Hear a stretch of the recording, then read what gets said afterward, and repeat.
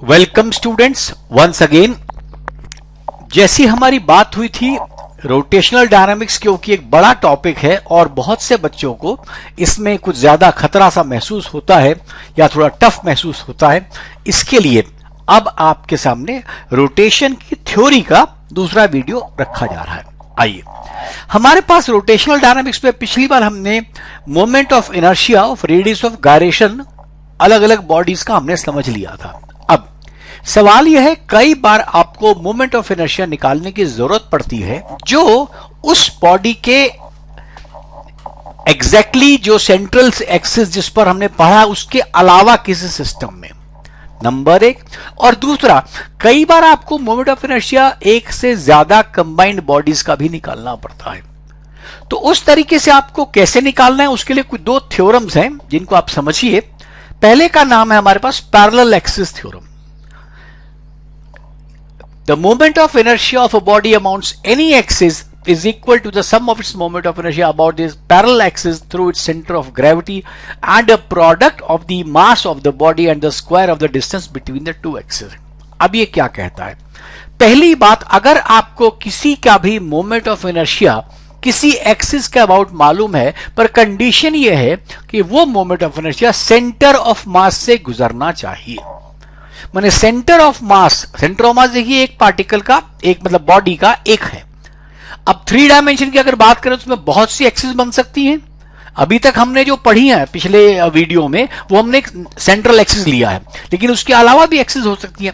तो उसमें सवाल ये आता है कि आप किसी भी ऐसे एक्सिस का जिसका आपको मालूम है सेंटर ऑफ मास से गुजरने वाली एक्सिस का मोमेंट ऑफ इनर्शिया आपको मालूम है, तो उसके पैरेलल आप एक और एक्सिस का मोमेंट ऑफ इनर्शिया निकाल सकते हैं जो गिवन एक्सिस के पैरेलल होगी और बीच का डिस्टेंस फिक्स होगा। ये तो ऑब्वियसली बात है, क्योंकि अगर दो लाइनें पैरेलल होंगी तो बीच का डिस्टेंस फिक्स होगा, तो उसको आप निकाल सकते हैं। ये देखिए यहां पर आपके पास क्या है, जो सीएम लिखा हुआ वर्ड वो सेंटर ऑफ मास है, और जो ब्लू वाली एक्सिस आपके सामने नजर आ रही है उसको हम आईसीएम बोलते हैं, बिकॉज ये एक एक्सिस है जो सेंटर ऑफ मास से गुजर रही है। अब मैं इस वाली एक्सिस को जो डायग्राम में है इसकी जगह पर मैं ZO वाली जो एक्सिस बनी हुई है, Z एक्सिस में ZO, वहां से उसके अबाउट रोटेट करना चाहता हूं। इसका मतलब अब सेंटर ऑफ मास, देखिए पहले केस में क्या था, सेंटर ऑफ मास फिक्स हो जाएगा, मतलब वहां के सारे पार्टिकल्स और बॉडी घूमेगी। अब मैंने O वाले पार्टिकल्स को फिक्स करना है और बाकी बॉडी को घुमाना है, तो मेरा मोमेंट ऑफ इनर्शिया मुझे किसके अबाउट चाहिए, अबाउट Z एक्सिस। उसका मैंने नाम रखा I, और आईसीएम का नाम तो आईसीएम है ही। और अगर इन दोनों एक्सिस के बीच का डिस्टेंस h है, जो कि क्योंकि पैरेलल है तो डिस्टेंस मेरा कांस्टेंट होगा, तो मेरे पास I will be equal to ICM plus mh square. Clear?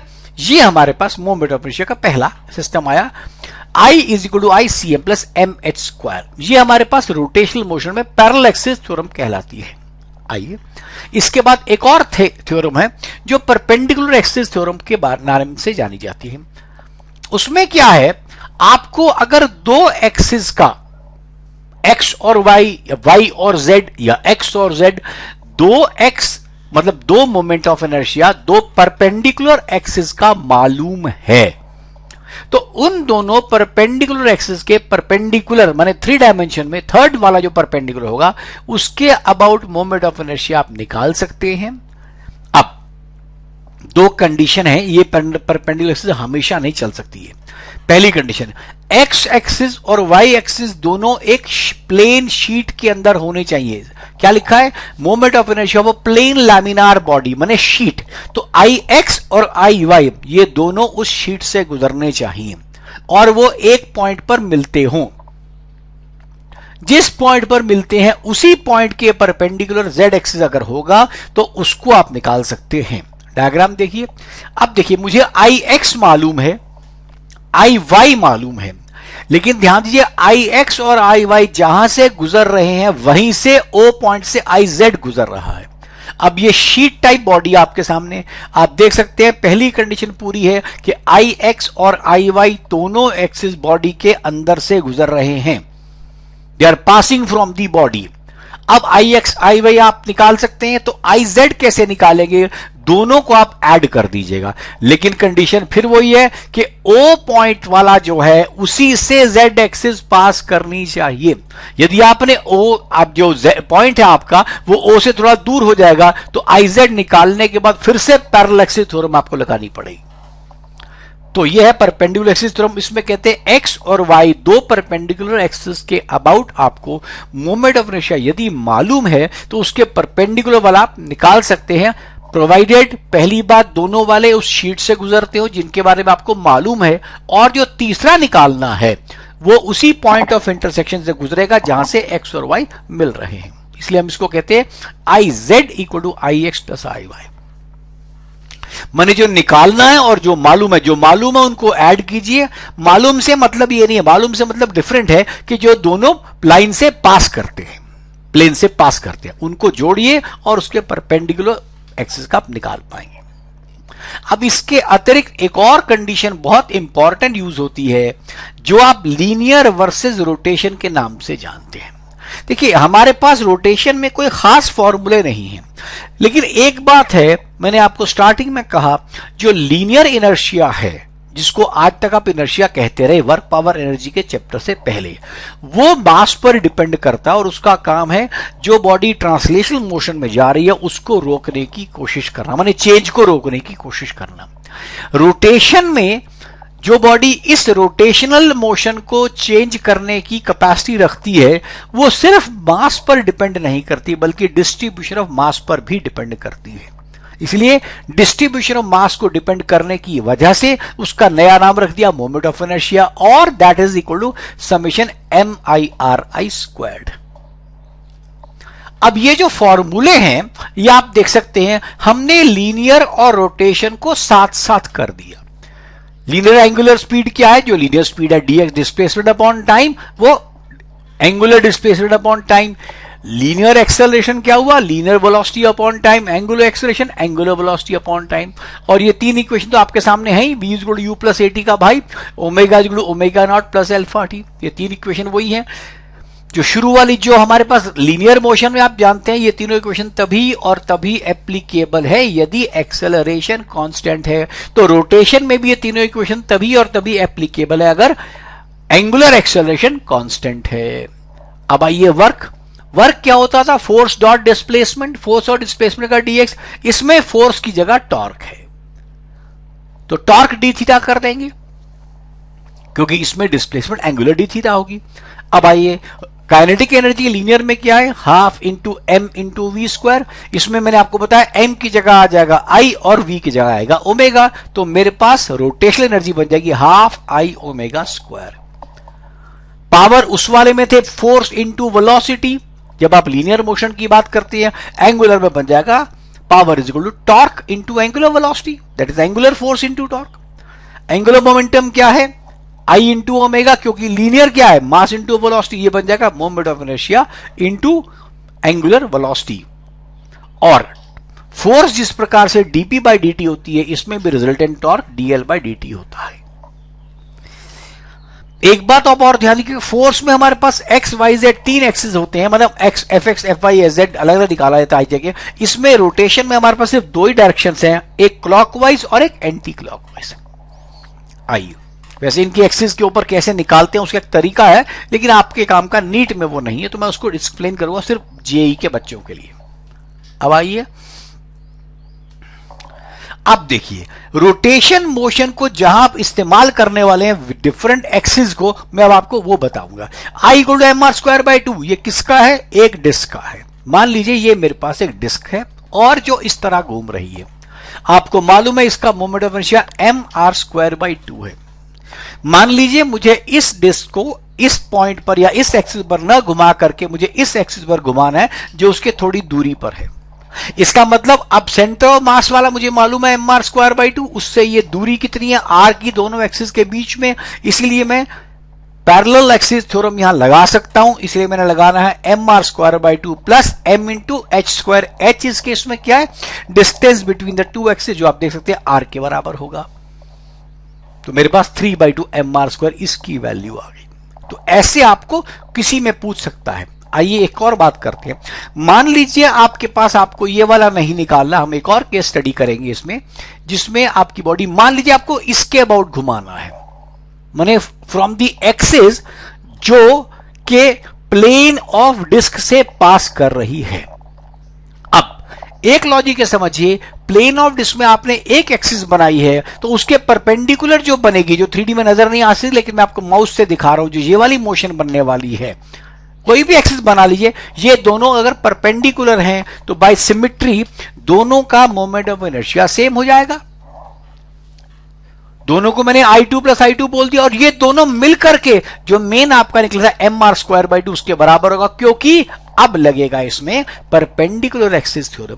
आपका Ix भी I2 है, Iy भी I2 है, दोनों प्लेन से गुजर रहे हैं, और ये दोनों मिलकर Iz से, क्योंकि दोनों उसी पॉइंट पे टच कर रहे हैं और उसके परपेंडिकुलर आपको निकालना है, तो ये ICM निकल गया आपका। ICM mr²/2 है, इसलिए I2 की वैल्यू क्या आ जाएगी, इसका हाफ। तो अगर आप किसी ऐसे एक्सिस से गुजार रहे हैं इसी डिस्क को, जो सेंटर से गुजर रहा है और बीच में पास कर रहा है, माने पासिंग फ्रॉम, अब इसको क्या लैंग्वेज देगा, देखो पहले वाले डिस्क को बोलेगा from an axis perpendicular to the plane, it is बोलेगा from an axis passing from centre of mass and passing from the plane, in the plane या पासिंग फ्रॉम द प्लेन, ये नाम दिया जाएगा। अब सपोजिंग इसके बाद हम एक कदम और चलते हैं, हम इसको इससे घुमाना चाहते हैं, तो आपको मालूम है जो पिछली एक्सिस अभी आपने देखी थी ये वाली, इसमें और जो नई बनी, इन दोनों के बीच की दूरी क्या है, r। अब यहां पर इनमें, अब ये वाली जो पहले बनी हुई है ये सेंटर ऑफ मास से गुजर रही है, और अब जो नई निकाल रहे हैं ये भी इसके पैरेलल, अब यहां पर पैरेलल एक्सिस थ्योरम लग सकती है। तो आपने ICM प्लस MS² लगाना है, आपने वैल्यू लगाई 1/4 mr² plus mr², that is 5/4 mr²। तो मैंने आपको अलग अलग एक ही डिस्क को अलग अलग तरीके से, अलग अलग एक्सिस पर, तरीके से नहीं कहना चाहिए, अलग अलग एक्सिस पर, तो हमने 3 एक्सिस की बात करी। सबसे पहला from central axis perpendicular to the plane, दूसरा हमने पढ़ा passing from centre of mass and lying it in the plane, तीसरा हम बोलेंगे tangential and parallel to the axis passing from the plane, और जो अगर इसके सबसे पहले मैं जो निकाला था सेंट्रल के साथ में बोलेगा tangential parallel to the central axis. ऐसे शब्दों का इस्तेमाल किया जाएगा, आप उसको समझ लीजिएगा। आइए अब सबसे इंपॉर्टेंट कॉन्सेप्ट जो बहुत अधिक एनर्जी फॉर्म में यूज होता है उसको आप देखिए। अगर एक बॉडी हमारे पास है, अगर एक बॉडी रोल कर रही है, देखिए रोल क्या होता है, रोल के समय आपके पास लीनियर मोशन भी होती है और एंगुलर भी होती है, और परफेक्ट रोलिंग की पहचान है V = R ओमेगा, माने ये V किसका है, सेंटर ऑफ मास का, तो V centre of mass = R omega अगर है तो परफेक्ट रोलिंग। अगर V ज्यादा हो गया तो भी रोलिंग नहीं है, अगर ओमेगा ज्यादा हो गया तो भी रोलिंग नहीं है। अब इसमें ये आपके सामने मैंने 3 केस दिखाए। एक्चुअली हो क्या रहा है, जो बॉडी ओरिजिनल मोशन से घूम रही है वो यहां दिखाई गई पहले वाले में, दूसरे में सेंटर ऑफ मास की वजह से ये तीनों यहां पैरेलल में घूम गए। अब क्या किया, इन तीनों मोशन ने इसको ऐड कर दिया, तो ये मोशन तो होगी डबल, देखिए ये वाली टॉप वाली, ये दोनों जुड़ गए, ये वाली हो गई 0, बिकॉज इधर ये राइट साइड पे इधर लेफ्ट साइड पे ये होगी, और ये बन गई VCM, क्योंकि इसका मोशन हॉरिजॉन्टल में ट्रांसलेशन में 0 था। तो ये रोलिंग की पहचान है। अब रोलिंग और एक वर्ड आता है कंजर्वेशन ऑफ एंगुलर मोमेंटम। आपको मालूम है लीनियर मोमेंटम में आपने पढ़ा था, अगर फोर्स नहीं लगाई जाएगी तो बॉडी का लीनियर मोमेंटम नहीं बदलेगा। यहां पर बोल दिया अगर टॉर्क नहीं लगाएंगे तो बॉडी का एंगुलर मोमेंटम कंजर्व रहेगा। आइए, जिस तरह लीनियर मोमेंट का डेरिवेटिव, लीनियर मोमेंटम का डेरिवेटिव फोर्स होता है, angular momentum which is R cross P, उसका डेरिवेटिव टॉर्क होता है। और टॉर्क क्या होता है, फोर्स इनटू परपेंडिकुलर डिस्टेंस। ये परपेंडिकुलर डिस्टेंस कहां से, अगेन एक्सिस से। आपको सबसे पहले रोटेशन के हर क्वेश्चन में सबसे पहले एक्सिस को फाइनलाइज करना है कि ये एक्सिस है, इसके अबाउट आप देखेंगे। चलिए, इसको RF साइन थीटा भी आ सकता है।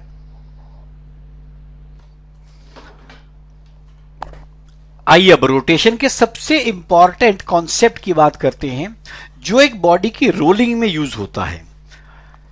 एक बॉडी है, मान लीजिए वो इस इंक्लाइंड प्लेन पर नीचे गिर रही है। अब ध्यान दीजिएगा यहां पर क्या चल रहा है, जब ये बॉडी ऊपर आ रही है तो नीचे गिर रही है। एक चीज होती है स्लाइड करना, तो स्लाइड में तो बॉडी ने नीचे आना, एक्सेलरेशन आपको पता है जी साइन थीटा का होता है, लेकिन उसके इसमें बॉडी मतलब रेक्टेंगुलर ब्लॉक हो, कैसा भी ब्लॉक हो, फर्क नहीं पड़ता। लेकिन रोटेशन में क्या है, बॉडी नीचे आएगी तो उसमें रोटेशन के मतलब रोलिंग भी साथ साथ होने वाली है। ये दो बातें समझिएगा, मतलब ट्रांसलेशन और रोटेशन दोनों मोशन आएंगी। अब इसमें एक्सेलरेशन जो हो जाएगा वो हो जाएगा जी साइन थीटा अपॉन 1 प्लस आई अपॉन एम आर स्क्वायर। और ये हमारे पास मिनिमम म्यू हमको चाहिए। देखिए मिनिमम म्यू की बात किया है, रोटेशन में आपको फ्रिक्शन चाहिए, पर फ्रिक्शन पर वर्क नहीं होता, मतलब इस फ्रिक्शन फोर्स से वर्क कहीं खत्म नहीं होता, मतलब ये एनर्जी वर्क नहीं करता, तो एनर्जी कंजर्वेशन आप इसके साथ लगा सकते हैं। अब फोर्स ऑफ फ्रिक्शन हमने फिर निकाल दिया, it is M G sine theta upon 1 plus I by M R square. इन सब में आप ध्यान दीजिएगा, ये आई लगाया हुआ, आई उस बॉडी का moment of inertia about it central axis है। अब इसको हमने जनरलाइज फॉर्म में कर दिया, क्योंकि जब आप रेडियस ऑफ गायरेशन को रटेंगे तो आई को हमने एम आर स्क्वायर कर दिया, एम के स्क्वायर कर दिया, तो चीजें के स्क्वायर व आर स्क्वायर की फॉर्म में आ गई। अब टाइम ऊपर से नीचे आने में क्या लगेगा, 2s 1 plus K square by R square divide by G sine theta का अंडर रूट। अगर आप इसी टाइम में के को जीरो कर दे, माने रोटेशन जीरो हो गई, सिर्फ ट्रांसलेशनल मोशन आ रही है, तो आपका आंसर 2s अपन जी साइन थीटा आ जाएगा, जो नॉर्मली आता है। इसी प्रकार नीचे पहुंचने वाली वेलोसिटी हमारे पास 2gh है, अगर के को जीरो कर देंगे तो आपके पास √2gh वेलोसिटी आ जाएगी, जो नीचे होनी चाहिए। इस केस में s स्लाइट डिस्टेंस है और h हाइट है।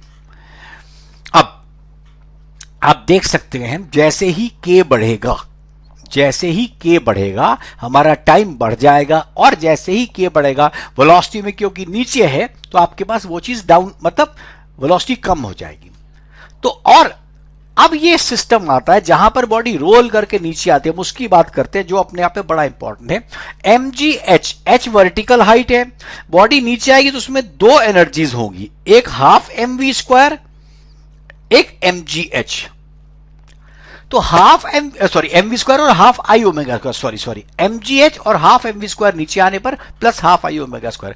ये हाफ आई ओमेगा स्क्वायर कहलाएगा rotational kinetic energy, half mv square कहलाएगा ट्रांसलेशनल काइनेटिक एनर्जी। इन दोनों का सम कांस्टेंट है, तो जिस केस में आई वाला बढ़ता जाएगा उस केस में वी कम होता जाएगा, जिस केस में आई वाली चीज कम होती जाएगी उसमें वी बढ़ता जाएगा। और क्योंकि बॉडी परफेक्ट रोलिंग कर रही है, एक बात को हमेशा ध्यान कीजिएगा, रोलिंग के अंदर क्या कंडीशन आती है, v is equal to R omega हर केस में परमानेंट ट्रू रहेगा। Is it clear? तो ये था हमारे पास रोटेशन के बेस पर थ्योरेटिकल का दूसरा वीडियो। अब हम इसके बाद अगले टॉपिक में आपको बताएंगे कि हमने कैसे करना है किस चीज को, previous years question of rotation. जरूरत पड़ेगी तो रोटेशन की भी मैं 2 वीडियो प्रीवियस ईयर क्वेश्चन के दे दूंगा, पर पहले हम एक करेंगे फिर अगला देखते हैं। इसको यूज करें, tell your friends to use it. Thank you and all the best.